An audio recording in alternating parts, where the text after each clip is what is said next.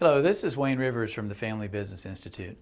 I want to talk to you this week about 3 times working with family businesses that my head almost exploded. I know this sounds crazy, but there's a method to this madness, okay? So 3 specific times in working with family businesses that I really basically couldn't believe what I was hearing. But anyway, we managed to push through, okay? The first time, actually 2 separate occasions, where fathers made their daughters presidents of the company. The dads had built successful companies, and they wanted to take a little more time off and a little time away, and they said, well, golly, it's a good time to name Daphne or Cecilia or whatever president of the company. That's what's coming anyway. Let's go ahead and pull that trigger. Well, on one occasion, we're at a peer group meeting, and he makes a proud announcement to his peers that he has named his daughter president of the company. And somebody had the temerity to ask, well, what does that mean? And boy, you never heard so much gobbledygook. I mean, she was there, and she was very proud that her father had confidence in her. But at the same time, he had not discussed with her that he was going to do it. He just did it one Friday afternoon. There was no job description. She didn't have any idea what a president was supposed to do, and I have evidence about that in a second. I don't think he knew what a president was supposed to do. He had just been really, really successful by working really, really hard all these years. So we're at this peer group meeting, and that night we go to dinner, and I asked her, I won't use her real name, I asked her, let's just say Cindy, Cindy, how is it going to be different for you now that you're the president of the company? And we got into a bit of a discussion, and she said, but I'm not going to move my desk. And I said, why is that? And she said, I like to be able to see the front door from where I sit. And I said, well, why is that? She said, well, our office is in a bad part of the town, and sometimes the UPS man comes to the door and he just stands there. If there's nobody to let him in, then I feel bad about that. My head almost exploded literally. I said, let me get this straight. You're the new president of a $50 million company, and you're the person who has to be responsible for making sure the stinking UPS man can get in the door. She defended that. I mean, we got in a huge fight. I couldn't believe it. I think I ruined her dinner. Well, I'm pretty sure I ruined her dinner. But anyway, and her dad really had no clue how to make this transition from being basically an administrative assistant to being the president of the company. The company's no longer in existence, I'm sad to say.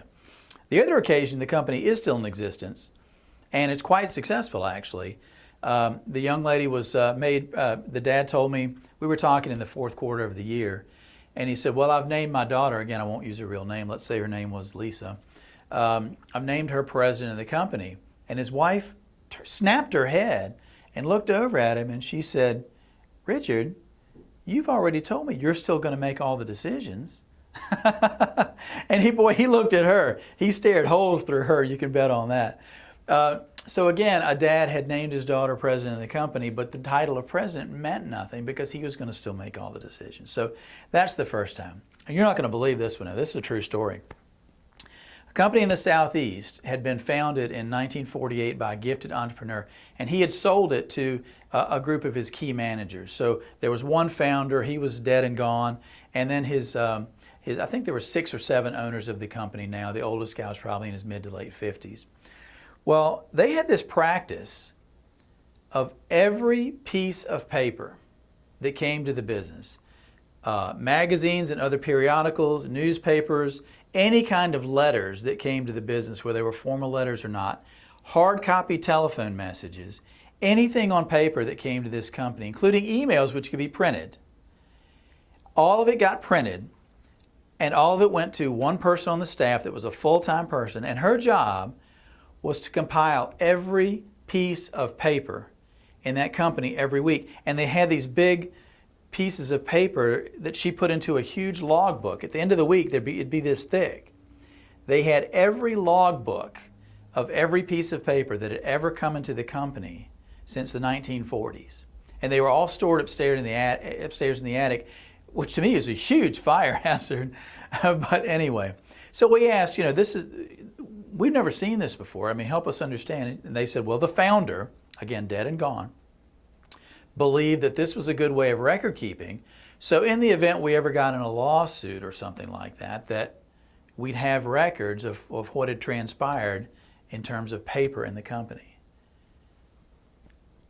couldn't believe it. We could not believe it. We were able to persuade them that this was an outdated practice, an unnecessary practice. They were able to let the $30,000 a year person go, plus the about $10,000 of employee benefit expenses that went with her. And she was 70 years old anyway. She was ready to retire, so she wasn't too upset about the owner's decision. But I could not believe they literally this is in 2000 and after 2010. And they kept every single scrap of paper. Again, head exploded. The third thing, another Southeastern company. I don't mean to be picking on Southeastern companies, but that's the case. So I'm talking to Dad, and there's trouble in the sense that they really don't have their transition plan from generation 1 to generation 2 mapped out very well. But there's a bigger problem between the two brothers. They don't get along. So they're only a few years apart in age, 2 to 3 years apart in age. Their duties in the company were pretty similar. But one of the brothers got paid almost $500,000 a year. And the other brother, the one who was 2 or 3 years younger, he got paid $250,000 a year. Now, neither one of those is bad, but that's a hell of a discrepancy now. That's double one to the other. So I asked Dad, well, tell me, why is the pay scale so different between the two boys, given the fact their responsibilities are relatively similar? And he said, well, my older boy has a higher lifestyle. That's really what he said. And I said, let me get this straight. If I'm your younger son and I'm unhappy about this and I want to raise, I just have to start living a profligate lifestyle and you'll bail me out by raising. And Dad said, well, that's not how it works. And of course, he began to back up a little. But that was the case. The older brother had a much bigger house. They liked to entertain and throw big lavish parties, and they liked to go on expensive skiing and hunting trips and things like that. So he had a higher lifestyle. So Dad paid him more. Simple as that. Those 3 times, honestly, I almost thought I'd reached my limit with family businesses, and I'm sure there'll be more to come. I can't wait to hear the next round of stories from our consultants. Now, the reason I bring this up, I don't mean to embarrass anybody. I'm not trying to point out the human foibles that we have. We all make silly decisions from time to time. But the reason I bring this up is because I want to ask you, what practices do you employ in your family business that are outdated, that no longer serve any useful purpose, that really don't buy you anything of efficiency or effectiveness or customer satisfaction or anything else? Think hard. There are probably a few. And especially go back to those practices that you have in place because Dad or Granddad started them all those years ago. Really evaluate, do they add value to your customer's experience or to your own internal experiences now? This is Wayne Rivers from the Family Business Institute. Thanks very much.